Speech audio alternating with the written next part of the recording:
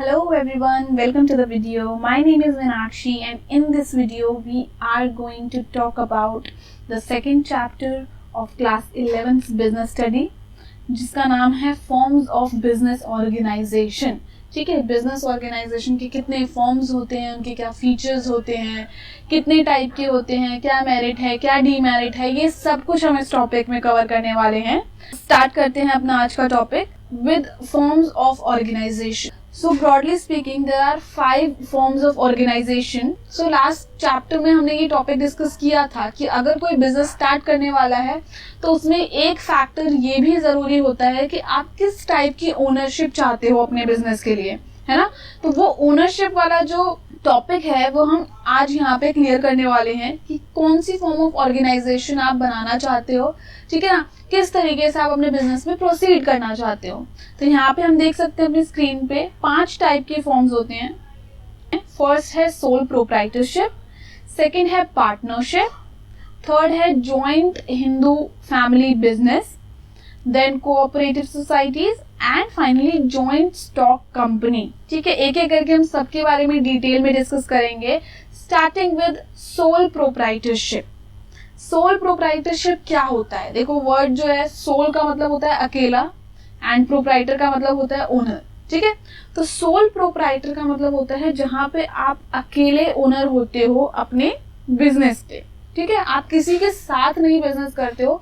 ठीक, for example अगर हम अपने आसपास की दुकानें देखें जहाँ से हम अपने स्टेशनरी का सामान खरीदते हैं, जहाँ से हम अपनी डेली ग्रोसरीज खरीदते हैं, ये जो हमारे आसपास जितने भी सारे स्मॉल बिजनेसेस होते हैं ये मोस्टली क्या होते हैं, हमारे सोल प्रोप्राइटर्स होते हैं. अकेले अपना बिजनेस चलाते हैं, अकेले सारी चीजें हैंडल करते हैं. So as per definition, sole proprietorship refers to a form of business organization which is owned, managed and controlled by an individual who is recipient of all profits and bearer of all risks. वो क्या बोल रहे हैं कि sole proprietor अकेला owner मतलब क्या होता है कि जो अपनी ऑर्गेनाइजेशन को, जो भी वो बिजनेस चला रहा है उसको वो खुद ही ओनर है, खुद ही उसको मैनेज करता है और खुद ही सारी एक्टिविटीज को कंट्रोल करता है. ठीक है ना, जितनी भी एक्टिविटीज होती हैं वो सारी एक्टिविटीज वो अकेला ही मैनेज करता है, अकेले ही सारी चीजें कंट्रोल करता है और वो ही रिसिपेंट होता है. रिसिपेंट का मतलब होता है वो ही सारे प्रॉफिट भी रिसीव करता है, वो ही सारे लॉस भी बियर करेगा और जितना भी रिस्क होगा वो सब उसी को उठाना पड़ेगा. तो वो अकेले ही सारे बिजनेस की एक्टिविटीज को संभालता है, मैनेज करता है. ये जो तरीका है ओनरशिप का, ये जो फॉर्म ऑफ ऑर्गेनाइजेशन है, ये बहुत ही ज़्यादा कॉमन है, स्पेशली तब जब आप स्टार्ट कर रहे होते हो बिल्कुल बिजनेस. ठीक है, जब बिल्कुल इनिशियल स्टेज पे होते हैं बिजनेस तो मोस्टली सारे बिजनेस जो हैं वो सोल प्रोप्राइटरशिप की फॉर्म में ही होते हैं, मतलब अकेला ही एक बंदा उनको संभाल रहा हो. एग्जाम्पल के लिए हम अपने आसपास देखें तो हमारे जो किराने वाले होते हैं वो सोल प्रोप्राइटर्स होते हैं. इसके अलावा हमारे घर के आसपास स्टेशनरी वाले सोल प्रोप्राइटर्स होते हैं, जो प्रॉपर्टी डीलर्स होते हैं वो सोल प्रोप्राइटर होते हैं, जो ब्यूटी पार्लर्स होते हैं वो मोस्टली सोल प्रोप्राइटरशिप्स के हिसाब से चलते हैं. सो ये सारे जो हमारे छोटे छोटे शॉप्स हैं हमारे घर के आसपास, ये सारी मोस्टली सोल प्रोप्राइटरशिप की फॉर्म में होती है. अब हम देख लेते हैं कि सोल प्रोप्राइटरशिप के फीचर्स क्या क्या होते हैं. इस तरीके की अगर आप ओनरशिप लेते हो तो उसमें आपको क्या क्या फीचर्स देखने को मिलते हैं. तो उसमें आपको क्या क्या फीचर्स देखने को मिलते हैं. सबसे पहला है फॉर्मेशन एंड क्लोजर. ठीक है, देखो फॉर्मेशन मतलब कि किस तरीके से फॉर्म होता है और किस तरीके से क्लोज होता है. तो इसके लिए कोई पर्टिकुलर ऐसे कोई लॉ नहीं है अलग से, या फिर कोई ऐसी बहुत ज़्यादा लीगल काम नहीं होता है, बहुत हार्ड ऐसा कोई लीगल फॉर्मेलिटीज़ आपको फॉलो नहीं करनी होती है. और क्लोजर भी बहुत आसानी से होता है क्योंकि आप अकेले हो. ठीक है ना, आप जब चाहे तब स्टार्ट भी कर सकते हो, जब चाहे तब वो बंद भी कर सकते हो. आपको कानूनी पचड़ों में पड़ने की बहुत ज़्यादा ज़रूरत नहीं होती अगर आप सोल प्रोप्राइटरशिप की फॉर्म में एंटर कर रहे हो अपने बिजनेस में. तो फॉर्मेशन और क्लोजर इसमें दोनों ही क्या होते हैं, बहुत आसान होते हैं. सबसे पहला फीचर होता है इसका. सेकंड है लाइबिलिटी. तो सोल प्रोप्राइटर की ना अनलिमिटेड लाइबिलिटी होती है. देखो, उसी को सारी चीजें संभालनी है तो लाइबिलिटी तो उसी की बनेगी क्योंकि कोई और तो है नहीं उसके साथ. ठीक है ना, इसका मतलब क्या है कि वो अकेला सारी चीजों के लिए रिस्पॉन्सिबल होता है, सारी पेमेंट्स उसी को करनी है, सारे अगर एसेट्स खरीदने हैं तो वो उसी को खरीदने हैं. ठीक है, अगर वो नहीं दे पाया तो वो सारा रिस्क उसी का होगा. ठीक है ना, तो बेसिकली लाइबिलिटी का मतलब बेसिकली जितनी भी रिस्पॉन्सिबिलिटीज हैं वो सारी सोल प्रोप्राइटर की होती है, ओनर की होती हैं. ठीक है। और अनलिमिटेड लाइबिलिटी होती है, मतलब बिजनेस से रिलेटेड जितनी भी रिस्पॉन्सिबिलिटीज हैं, जितनी भी लाइबिलिटीज हैं, वो सारी अकेले उस ओनर की होती है। तो लाइबिलिटी अनलिमिटेड होती है हमारे सोल प्रोप्राइटर की। और अगर अनलिमिटेड लाइबिलिटी बोला है तो इसका मतलब ये है कि अगर उसको अपने डेट्स को वापस रीपे करने में कोई इश्यू आ रहा है, अगर वो बिजनेस से उसको प्रॉफिट नहीं हो पा रहा है और वो अपने डेट्स को रीपे करना चाहता है, तो उसके लिए हो सकता है उसको अपनी पर्सनल बिलोंगिंग्स, मतलब अपनी कार, अपना घर, अपना सामान, वो भी बेचना पड़े। क्योंकि उसको अकेले ही सारी चीजें संभालनी है, तो वो अपनी पर्सनल बिलोंगिंग्स को बेचकर भी रीपे करेगा, लेकिन रीपे उसको अकेले ही करना पड़ेगा। इसलिए हम बोल रहे हैं कि अनलिमिटेड लाइबिलिटी है सोल प्रोप्राइटर की।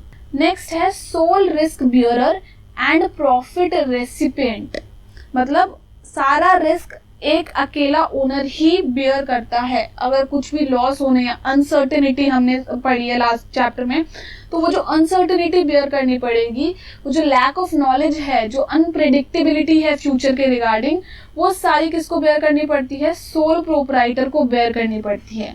लेकिन उसके साथ साथ फायदा ये भी है कि अगर प्रॉफिट होता है, चाहे ज्यादा हो चाहे कम हो, लेकिन वो सारा का सारा प्रॉफिट जो है सोल प्रोप्राइटर का होता है।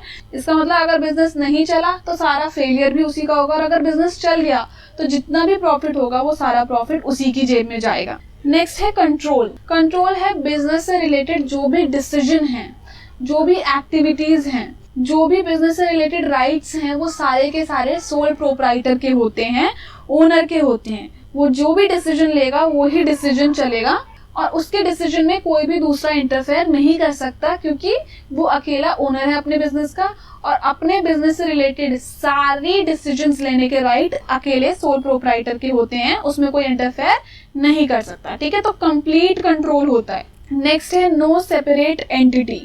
सो बेसिकली लॉ के हिसाब से अगर हम देखे जाएं, तो अगर आप सोल प्रोप्राइटर हो तो आपके और आपके बिजनेस में कोई डिफरेंस नहीं है। ठीक है ना, आप बोलोगे कि मेरे बिजनेस को लॉस हुआ है तो आपको लॉस हुआ है, आप बोलोगे बिजनेस में प्रॉफिट हुआ है तो वो प्रॉफिट आपका है, आप बोलोगे इस बिजनेस में रिस्क ज्यादा है तो वो रिस्क भी आपका है। ठीक है ना, तो मतलब ये है कि आपको और आपकी जो भी बिजनेस है उसको अलग नहीं समझा जाएगा, आप दोनों एक सिंगल एंटिटी हो, एक सिंगल यूनिट हो आप लॉ की नजरों में।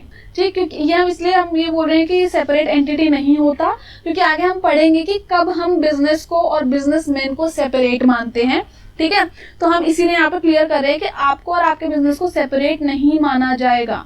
अगर आपके बिजनेस से रिलेटेड कोई ऐसा काम है जो कि नहीं होना चाहिए या फिर जो कि लॉ की नजरों में गलत है, तो हम ये बोलेंगे वो काम आपने किया है और आपको पकड़ा जाएगा। ठीक है ना, तो आप अपने बिजनेस से अलग नहीं होते अगर आप सोल प्रोप्राइटर हो तो।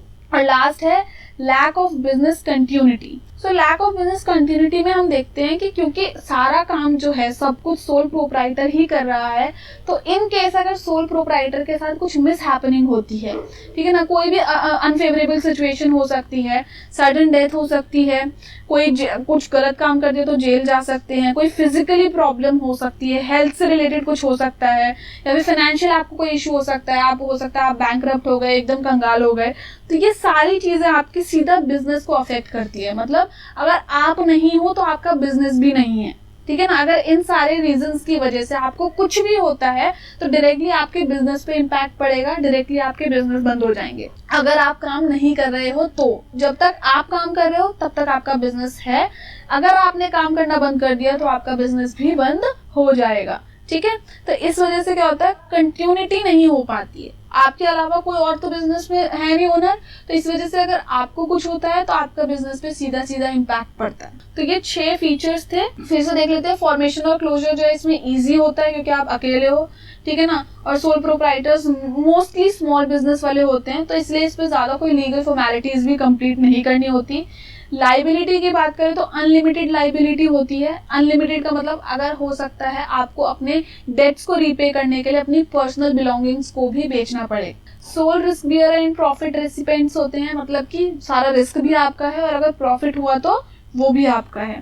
कंट्रोल आपका पूरा होता है, सारे डिसीजंस आप लेते हो, कोई इंटरफेयर नहीं करता। नो सेपरेट एंटिटी, आप अपने बिजनेस से अलग नहीं हो, अगर आपको और आपके बिजनेस को एक यूनिट माना जाएगा। And lastly lack of business continuity. अगर इन केस सोल प्रोप्राइटर के साथ कुछ भी मिस हैपनिंग होती है और वो बिजनेस एक्टिविटीज नहीं करता है तो इसका मतलब ये है कि बिजनेस भी ठप हो चुका है, वो भी आगे कंटिन्यू नहीं कर सकते। नेक्स्ट चलते हैं मेरिट पे। सोल प्रोप्राइटर बहुत सारे मेरिट्स भी होते हैं, ठीक है ना। सबसे पहला मेरिट होता है क्विक डिसीजन मेकिंग। जल्दी से काम होता है, जल्दी से डिसीजन आप बना लेते हो, ठीक है ना। क्यों? आपको किसी और के साथ डिस्कस करने की जरूरत नहीं है, आप अकेले ओनर हो अपने बिजनेस के और किसी और को कंट्रोल भी नहीं है, मतलब कोई और इंटरफेयर भी नहीं कर सकता, सारा कंट्रोल आपके हाथ में है। तो जल्दी से डिसीजन मेकिंग होती है और इस वजह से सबसे इम्पोर्टेंट मेरिट होता है सोल प्रोप्राइटरशिप का, क्योंकि कोई और आपके बिजनेस में इन्वॉल्व नहीं है तो आपको किसी से कंसल्ट करने की जरूरत नहीं है, आपका टाइम बचता है। अगर आपको कोई सडन अपॉर्चुनिटी दिखती है मार्केट में तो आप उसके हिसाब से अकॉर्डिंगली डिसीजन ले सकते हो जल्दी से, और जल्दी से डिसीजन लेने से क्या होता है, अपॉर्चुनिटी ग्रैब करते हो और आपको उससे प्रॉफिट होने के चांसेस भी बढ़ जाते हैं, ठीक है ना। वही अगर आप 4 लोगों के साथ बिजनेस कर रहे हो तो आपको सबके साथ कंसल्ट करना पड़ेगा, सबको मनाना पड़ेगा और उस वजह से हो सकता है कि अपॉर्चुनिटी हाथ से निकल जाए, ठीक। तो सबसे पहला था क्विक डिसीजन मेकिंग। नेक्स्ट है confidentiality of information. Confidential information जो है वो आप तक ही रहती है। अगेन आप अकेले हो, आपको किसी और के साथ डिस्कस करने की जरूरत नहीं है, इसका मतलब आपको किसी और के साथ अपनी पर्सनल इंफॉर्मेशन भी शेयर करने की जरूरत नहीं है। आप जितनी भी इंपॉर्टेंट इंफॉर्मेशन है वो अपने तक रख सकते हो, कोई आपको ये फोर्स नहीं कर सकता कि आपको किसी और के साथ ये इंफॉर्मेशन शेयर करनी पड़ेगा। इसीलिए कॉन्फिडेंशियलिटी जो है वो मेंटेन रहती है, आप कॉन्फिडेंशियल इंफॉर्मेशन को अपने तक सीमित रख पाते हो, सीक्रेसी बनी रहती है। नेक्स्ट है ease of formation and closure. ये हम पहले ही पढ़ चुके हैं कि फॉर्म करना, इस टाइप के ऑर्गेनाइजेशन को फॉर्म करना और क्लोज करना दोनों ही बहुत आसान होते हैं। जब आपका मन करे, जब आपके पास अकॉर्डिंगली आपका कैपिटल हो, इन्वेस्टमेंट अगर आप कर सकते हो जितनी चाहिए तो आप इजीली, क्योंकि कोई लीगल ज्यादा काम होता नहीं है इसमें, तो बहुत आसानी से आप स्टार्ट भी कर सकते हो। और अगर इन केस आपको ऐसा लग रहा है कि आपको प्रॉफिट नहीं हो रहा है या फिर आप जितना रिस्क ले रहे हो आपको उतना रिटर्न नहीं मिल रहा है तो बहुत आसानी से आप क्लोज भी कर सकते हो, कोई बाउंडेशन नहीं होती, ease of formation and closure होता है, ठीक। और सबसे बढ़िया बात ये होती है कि इसमें कोई लीगल फॉर्मेलिटीज नहीं करनी पड़ती है, ठीक है ना। बहुत ज्यादा लॉ का इंटरफेरेंस नहीं होता है इसमें, ठीक है। बहुत ज्यादा आपको लॉज फॉलो नहीं करने पड़ते हैं। मिनिमम आपको मतलब कि least regulated form of organisation होती है सोल प्रोप्राइटरशिप, इसीलिए इसकी फॉर्मेशन और क्लोजर इतनी ईजी होती है, क्योंकि गवर्नमेंट का या फिर लॉ का इंटरफेरेंस मिनिमम इसी टाइप की ऑर्गेनाइजेशन में होता है। Next, sense of accomplishment. Sense of accomplishment मतलब, क्योंकि आप देखो अकेले हो, आप अकेले अपने सारे बिजनेस को संभाल रहे हो, ठीक है ना। तो अगर आपका बिजनेस सक्सेसफुल होता है तो आपको पर्सनल लेवल पे भी, प्रोफेशनली तो लगता ही है लेकिन पर्सनल लेवल पे भी आपका कॉन्फिडेंस बूस्ट होता है, आपको ऐसा फील होता है कि आपने फाइनली कुछ अचीव किया है क्योंकि आपका बिजनेस सक्सेसफुली ऑपरेट कर पा रहा है। तो इसीलिए ये सेंस ऑफ अकम्प्लिशमेंट भी देता है, आपको पर्सनल लेवल पे सेटिस्फैक्शन को बढ़ाता है। Next, direct incentive. डायरेक्ट मतलब जो भी इंसेंटिव, जो भी बेनिफिट होगा, जो भी आपने एफर्ट्स लगाए हैं, जितना भी आपने टाइम दिया है अपने बिजनेस को, उससे मिलने वाला जितना भी बेनिफिट है, जो भी इंसेंटिव है, जो भी प्रॉफिट है, वो डायरेक्टली आपके पास आएगा। आपको किसी से शेयर करने की जरूरत नहीं होती, क्योंकि आप सिंगल ओनर हो। तो जितना भी इंसेंटिव आएगा, जो भी मैक्सिमम इंसेंटिव होगा, उस सब पे आपका हक होगा, आपको किसी के साथ भी शेयर करने की जरूरत नहीं है। तो ये भी एक और एडवांटेज होता है सोल प्रोप्राइटरशिप का, कि आप जो भी प्रॉफिट अर्न करते हो वो सीधा आपकी जेब में आता है, आपको किसी और के साथ शेयर करने की जरूरत नहीं होती, ठीक है ना। तो ये 5 जो थे मेरिट्स थे, एडवांटेजेस थे सोल प्रोप्राइटरशिप के। कुछ एडवांटेज है तो कुछ लिमिटेशंस भी हैं, जिसमें पहला है लिमिटेड रिसोर्सेज। अब देखो, कोई भी जो सोल प्रोप्राइटर है वो अकेले ही अपने सारे बिजनेस को संभालता है, सारी एक्टिविटीज को मैनेज करता है और फाइनेंसेस भी उसको अकेले ही मैनेज करने पड़ते हैं, ठीक है ना। अपनी पर्सनल सेविंग्स और अपनी पर्सनल लेवल पे वो बोरो करता है, और क्योंकि वो पर्सनल लेवल पे अकेला काम कर रहा है तो बैंक जो है, जो भी इंस्टीट्यूट्स होते हैं, बैंक्स होते हैं जो बड़े बड़े, वो उनको लोन देने में हेजिटेट करते हैं। हो सकता है कि बिजनेस के चलते अगर वो इंसान बैंकरप्ट हो जाए, उसके पास बिल्कुल भी पैसा नहीं है, फिर इंस्टीट्यूट्स के पास भी कोई तरीका नहीं होता उनसे अपने पैसे वापस निकलवाने। जब किसी इंसान के पास बिल्कुल भी पैसे नहीं है तो आप उनसे कैसे एक्सपेक्ट कर सकते हो कि वो वापस आपको पैसे देंगे, ठीक है ना। वो तो खुद ही कह रहे हैं कि हम बैंकरप्ट हो चुके हैं। और इस वजह से, इस डर की वजह से जो है बैंक जो है वो लॉन्ग टर्म जो लोन्स होते हैं वो सोल प्रोप्राइटर्स को देने में थोड़ा सा हेजिटेंट्स होते हैं, और एक इस वजह से जो है लैक ऑफ रिसोर्सेज जो है वो एक बहुत मेजर हिंड्रेंस हो सकता है। तो इस वजह से जो है सोल प्रोप्राइटरशिप जो है वो फेल हो सकती है अगर आपके पास रिक्वायर्ड रिसोर्सेज ना हो तो। सेकेंडली है limited life of business concern. Limited life of business concern मतलब कि जैसे हम पढ़ चुके हैं कि एक अकेला ओनर जो है वो पूरे बिजनेस की सारी एक्टिविटीज को मैनेज कर रहा है। तो अगर अनफेवरेबल सिचुएशंस में सोल प्रोप्राइटर को कुछ भी होता है, चाहे उसको कोई फिजिकल प्रॉब्लम हो, हेल्थ रिलेटेड प्रॉब्लम हो, कोई मेंटल इश्यू हो जाए, वो बैंकरप्ट हो जाए, सडन डेथ हो जाए, ऐसी सिचुएशन में सीधा सीधा क्या होता है, आपका बिजनेस अफेक्ट होता है। वो इस तरीके से अफेक्ट होता है कि उसको आपको बंद करना पड़ता है, ठीक है ना। क्यों? क्योंकि जब तक बिजनेस का ओनर रहेगा तब तक बिजनेस रहेगा। जैसे ही ओनर को कुछ होता है बिजनेस भी क्लोज हो जाता है, ठीक है ना। तो ये बहुत बड़ा लॉस होता है। अगर सडनली कुछ भी होता है तो सीधा सीधा आपका बिजनेस बंद हो जाता है। तो limited life of business concern भी एक लिमिटेशन है। Next is unlimited liability. ये सबसे बड़ा डिसएडवांटेज हो सकता है सोल प्रोप्राइटरशिप का। अगर आपको लॉस हो जाए तो, इन केस अगर आपका बिजनेस फेल होता है तो जो भी आपने चाहे कहीं से लोन ले रखा है, चाहे किसी से फाइनेंशियल हेल्प मांगी है, सबके सब आपको ही पकड़ेंगे, सबके सब, क्योंकि आपकी रेस्पॉन्सिबिलिटी है। बिजनेस से रिलेटेड सारी चीजों की रेस्पॉन्सिबिलिटी आपकी है। तो अगर कोई भी लॉस होता है तो वो सबका सब आपको ही बेयर करना पड़ता है। और इस हद तक आपको बेयर करना पड़ सकता है कि आपको अपनी पर्सनल चीजें भी बेचनी पड़ सकती हैं अपने जो भी आपका डेट है वो रीपे करने के लिए, ठीक। तो अनलिमिटेड लायबिलिटी जो है एक लिमिटेशन होती है। आप किसी के साथ अपना फाइनेंशियल बर्डन जो है वो शेयर नहीं कर सकते हैं, और इस वजह से अगर आपने कोई भी गलत डिसीजन ले लिया तो सीधा सीधा आपकी लायबिलिटी जो है वो बढ़ जाएगी, और वो सारी की सारी आपको ही बेयर करनी पड़ेगी, कोई आपके साथ शेयर नहीं करेगा। और ये मेन रीजन है कि जो जितने भी मोस्टली सोल प्रोप्राइटर्स होते हैं वो ज्यादा रिस्क वगैरह से रिलेटेड एक्टिविटीज में इंडल्ज नहीं होते, क्योंकि उनको पता है कि अगर रिस्क के बाद लॉस हुआ तो वो सारा उनको ही बेयर करना पड़ेगा।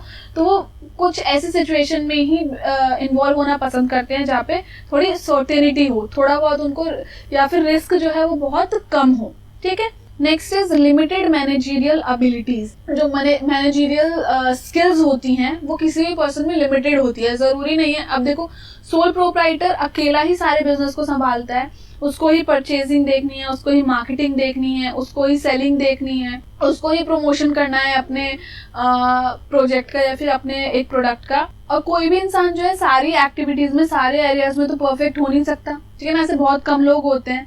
और अगर वो ये सोचे भी कि मैं परफेक्ट नहीं हूं तो मैं किसी को हायर कर लूं, लेकिन उसके लिए रिसोर्सेज चाहिए, पैसा चाहिए, वो भी लिमिटेड होता है सोल प्रोप्राइटरशिप में, ठीक है ना। तो लिमिटेड मैनेजरियल एबिलिटीज की वजह से आपको हो सकता है कि लॉस का सामना करना पड़े, क्योंकि आप उतने एफिशिएंट डिसीजन हर एरियाज में नहीं ले सकते हैं। आपकी डिसीजन मेकिंग जो है वो हैम्पर होती है, जिसके चलते आपको कई बार लॉस भी बेयर करना पड़ सकता है, ठीक। तो इस वजह से मोस्टली लोग जो है वो उसके एडवांटेजेस को देख के, उनके मेरिट को देख के, तो मोस्टली लोग जो है सोल प्रोप्राइटरशिप के मेरिट्स को देख के उसमें एंटर करते हैं। और एंटर करने के बाद जब वो ये लिमिटेशंस देखते हैं तो वो क्लोजर भी उतनी जल्दी ही कर देते हैं, ठीक है। तो इसीलिए मेरिट के साथ साथ लिमिटेशंस का भी ध्यान रखना बहुत जरूरी होता है, ठीक। तो हमने फर्स्ट टाइप ऑफ ऑर्गेनाइजेशन देख लिया है। पहली कौन सी फॉर्म है ऑर्गेनाइजेशन की? Sole proprietorship.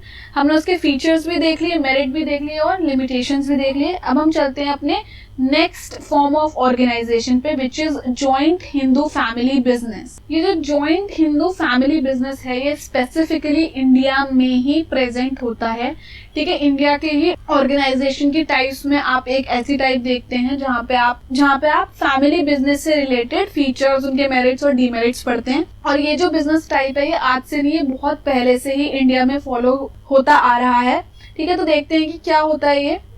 It refers to a form of organization wherein the business is owned and carried on by the members of the Hindu Undivided Family, HUF, ठीक है ना। वो क्या बोल रहे हैं, ये कैसे बिजनेस है, हमें सबको पता है फैमिली बिजनेस जो होते हैं, ठीक है। इसमें क्या होता है कि एक बिजनेस स्टार्ट किया जाता है फैमिली मेंबर्स के द्वारा, ठीक है ना। वो ही उस बिजनेस के ओनर होते हैं, सारे फैमिली मेंबर्स जो होते हैं और वो ही सारी एक्टिविटीज को परफॉर्म करते हैं, ठीक है। और इनको क्या बोला जाता है, Hindu undivided family, members of Hindu undivided family. मतलब हिंदू फैमिलीज ऐसी जो अनडिवाइडेड हैं, जो डिवाइड नहीं होती, ठीक है। और ये हिंदू रीति रिवाजों, संस्कारों, इन सब पे बेस्ड होता है, वो ही लॉज चलते हैं जो हिंदू फैमिली के लॉज होते हैं, ठीक है। फैमिली के जो संस्कार होते हैं, उनके काम करने का तरीका होता है, सारी फैमिलीज के काम करने का तरीका अलग अलग होता है, ठीक है ना। तो ये उनके ही अपनी फैमिली के लॉ के हिसाब से चलता है। ये ऐसा कोई नहीं है कि जनरल लॉ सबके लिए है, अपने अपने फैमिलीज के लॉ के हिसाब से जो भी होता है, जो हिंदू लॉज होते हैं बेसिकली, उनके हिसाब से जो है ये हिंदू अनडिवाइडेड फैमिलीज काम करती हैं, और उनके हिसाब से उनका एक जो ज्वाइंट हिंदू फैमिली बिजनेस है वो ऑपरेट करता है। इस बिजनेस को जो है एक फैमिली का जो मोस्टली हेड होता है वो कंट्रोल करता है, उसको हम कर्ता बोलते हैं, ठीक है ना। हिंदी में कर्ता मतलब होता है करने वाला, जो कर्म कर रहा है, ठीक। और इसमें कर्ता, बिजनेस स्टडीज में कर्ता का मतलब क्या होता है, जो बेसिकली फैमिली का सबसे बड़ा मेंबर, जो मेन डिसीजन होते हैं फैमिली के जो लेता है, ठीक है ना, उसको हम कर्ता बोलते हैं। बिजनेस से रिलेटेड भी मेन डिसीजंस वो ही लेता है जो सबसे बड़ा होता है, फैमिली का हेड ऑफ द फैमिली होता है, और उनको हम बिजनेस स्टडीज में कर्ता बोलते हैं। और जहाँ तक बात है मेंबरशिप की, तो ऐसी एज सच कोई मेंबरशिप होती नहीं है। जो फैमिली में पैदा होता है, जो फैमिली का मेंबर होता है, वो उसके पास ऑटोमेटिकली बर्थ से ही अपने मेंबरशिप आ जाती है बिजनेस की, और जो फैमिली का मेंबर नहीं होता वो बिजनेस का मेंबर भी नहीं माना जाता, ठीक है ना। तो जनरली 3 जनरेशन तक चलती, मतलब आगे आने वाली पीढ़ियों तक चलती रहती है, ये बिजनेस पास ऑन करते रहते हैं बिजनेस को, ठीक है। तो इसके फीचर्स देख लेते हैं। सबसे पहला फीचर है फॉर्मेशन। तो फॉर्मेशन के लिए देखो क्या है इसका, फॉर्मेशन के लिए सबसे पहले जरूरी है कि फैमिली में 2-4 मेंबर तो होने ही चाहिए, ठीक है। एटलीस्ट मिनिमम 2 तो होने ही चाहिए, ठीक। उनके पास अपनी कोई पुश्तैनी जमीन या फिर कुछ ऐसा होना चाहिए जिसको वो अपना रिसोर्सेज की तरह यूज कर सकते हैं।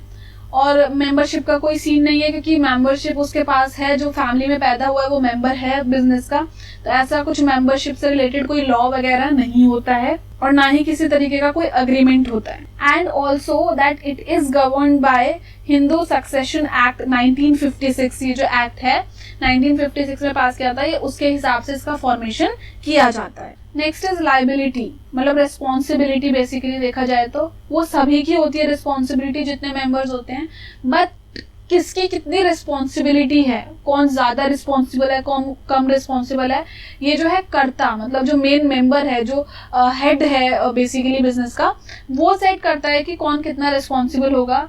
और खुद जो वो हेड होता है, जो कर्ता होता है, उसकी तो अनलिमिटेड लाइबिलिटी होती है, ठीक है ना। मतलब सब में लाइबिलिटीज बटी होती है, रिस्पॉन्सिबिलिटी बटी होती है, लेकिन जो मेन रिस्पॉन्सिबिलिटी है, जो फाइनल रिस्पॉन्सिबिलिटी है, वो कर्ता की होती है, तो इसीलिए उसको अनलिमिटेड लाइबिलिटी हम बोलते हैं, ठीक है ना। बाकी सबकी लिमिटेड लाइबिलिटी होती है और कर्ता की अनलिमिटेड लाइबिलिटी होती है। Next is control. कंट्रोल जो है, अगेन हमें पता है जब लाइबिलिटी कर्ता की अनलिमिटेड है, ठीक है ना, तो कंट्रोल भी कर्ता का ही सबसे ज्यादा होता है, ठीक है। सारे जो मेन डिसीजंस होते हैं वो कर्ता के ही अंडर आते हैं, वो सारे डिसीजंस लेता है, सारी बिजनेस से रिलेटेड एक्टिविटीज उनके हिसाब से होती हैं, और उन्हीं के डिसीजन के हिसाब से पूरा बिजनेस चलाया जाता है। मतलब उसके हिसाब से अगर कर्ता को कोई डिसीजन नहीं पसंद आया, वो सजेशंस ले सकते हैं दूसरों से, लेकिन फाइनल डिसीजन जो होता है वो कर्ता का होता है। कंट्रोल जो मेन होता है वो कर्ता के हाथ में होता है। Next is continuity. तो कंटिन्यूटी जो है कर्ता की डेथ के बाद भी कंटिन्यू हो सकता है, जो दूसरा सबसे बड़ा मेंबर होगा वो ले सकता है कर्ता का पोजीशन को, जो नेक्स्ट एल्डेस्ट मेंबर होगा वो कर्ता की पोजीशन ले सकता है, ठीक है ना, और कंटिन्यू कर सकता है। तो मतलब अगर मेन जो करता है, अगर उसका सडनली डेथ हो जाती है, फिर कोई भी इशू होता है उसके साथ, तो जो नेक्स्ट मेंबर होता है वो कर्ता की पोजीशन ले लेता है, और फिर उसके हिसाब से बिजनेस को कंटिन्यू किया जाता है। तो कंटिन्यूटी जॉइंट हिंदू फैमिली में होती है। Next is minor members. Minor members मतलब कि जो छोटे लोग हैं, वो भी क्योंकि बर्थ से ही मेंबरशिप का राइट मिल जाता है, तो इसीलिए जो माइनर मेंबर्स होते हैं वो भी सीधा सीधा बिजनेस के पार्ट हो जाते हैं, ऐड हो जाते हैं। इसीलिए जो माइनर हैं, जो 18 साल से कम है या फिर जिनकी एज अभी नहीं है बिजनेस के, वो भी बिजनेस में पार्टिसिपेट कर सकते हैं।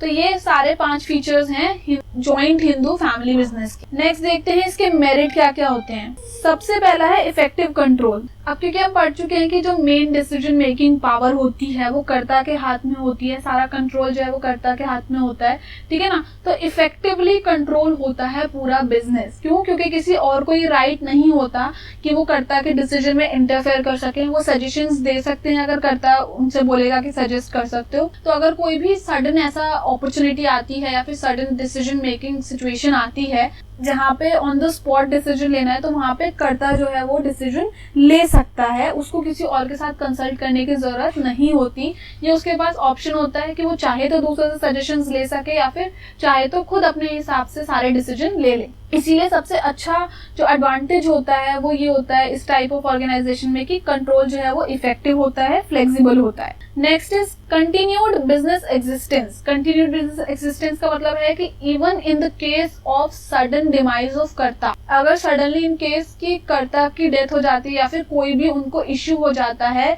तो भी बिजनेस रुकता नहीं है, कंटिन्यू कर सकते हैं। ठीक है ना। सोल प्रोप्राइटर तो ऐसा नहीं था, जब तक सोल प्रोप्राइटर होता था तब तक ही बिजनेस चल पाता था।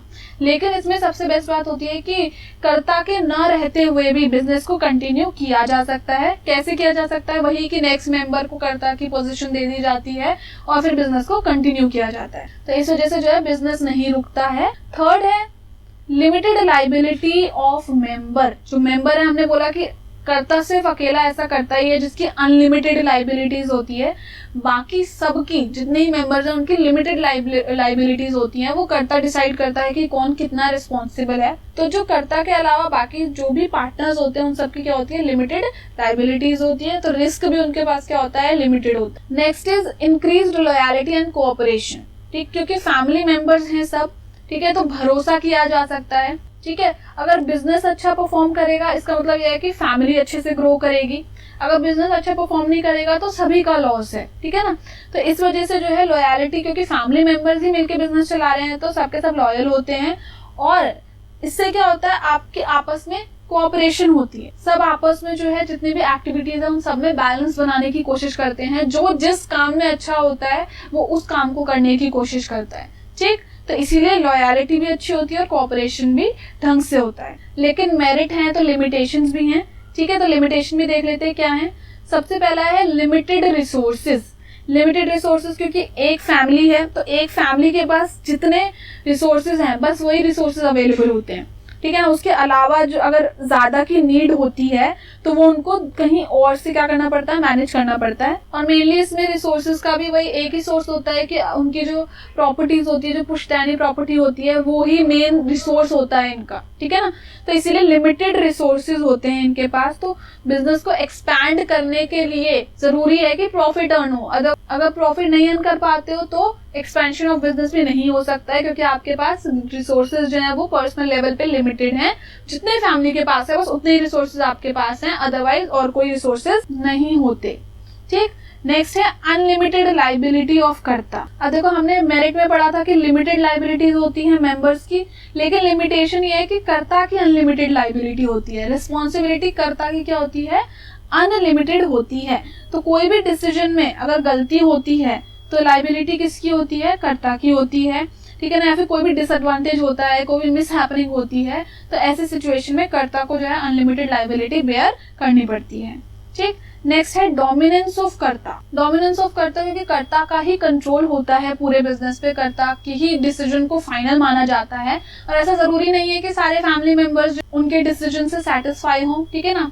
तो ऐसे में हो सकता है कि उनके आपस में कॉन्फ्लिक्ट जो है वो बढ़ने लग जाएं। नहीं, अगर किसी को कर्ता का डिसीजन नहीं पसंद आता है तो हो सकता है कि फिर उनके आपस में लड़ाई झगड़े होने स्टार्ट हो जाएं। ठीक है ना। तो प्रॉब्लम ये होती है कि डोमिनेंस होता है कर्ता किसी, और जरूरी नहीं है कि कर्ता का ही डिसीजन जो है वो सही डिसीजन हो सकता है कि कोई और बेटर डिसीजन ले पाता अगर उनको मौका मिलता तो। ठीक है ना। तो कर्ता के डोमिनेंस होता है, ये इसकी लिमिटेशन होती है। जरूरी नहीं है कि सभी को कर्ता का डिसीजन एक्सेप्टेबल लगे और जरूरी नहीं है कि कर्ता ही सारे बेस्ट डिसीजन ले। ठीक है ना। और नेक्स्ट है लिमिटेड मैनेजरियल स्किल्स। ठीक है, क्योंकि डिसीजन कर्ता ले रहा है तो जरूरी तो नहीं है कि कर्ता की जो स्किल्स हैं वो बिल्कुल एट पार हो, जितनी परफेक्ट हो सकती हैं। ऐसे में हो सकता है कि उनका जो एक गलत डिसीजन, जस्ट बिकॉज कि उनके पास स्किल नहीं थी, हो सकता है कि वो गलत डिसीजन ले और उनके गलत डिसीजन की वजह से पूरी फैमिली को सफर करना पड़ सकता है।